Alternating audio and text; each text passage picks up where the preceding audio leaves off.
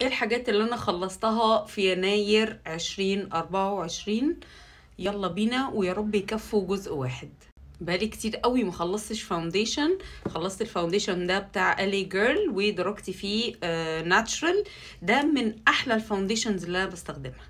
وبرضو الستيلا ليكويد اي شادو جليتر حلوين قوي، بس بقى ليهم بدايل حلوة جدا. خلصت برضو التنت ده بتاع بنفت، وقلت لكم البديل بتاعه، فاحنا مش محتاجين ان احنا نشتريه تاني، بس هو طبعا one of my favorites. خلصت برضو البيج بوس ستيك دي ستيك كده بالم زي الفازلين، بتستخدمي على اي حاجة، على شفايفك، على ايدك، على رجلك. حلوة جدا، وكانت بصراحة سهلة في التنقل ان انا احطها في شنطة، فاحب جدا ان انا اكررها.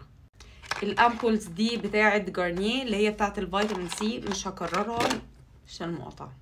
وغير موضوع المقاطعة يا جماعة، احنا عندنا منتجات مصرية حلوة قوي بصراحة، يعني تغنينا عن ان احنا نستخدم برودكتس مقاطعة، واصلا كتير ناس بتشتكي منها.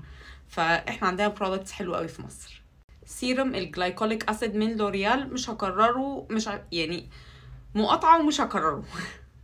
كريم العين بتاع أليجون ده تحفة تحفة تحفة تحفة، انصحكم ان انتوا تجربوه، يجنن. يلا استنوا بارت 2 عشان نكمل.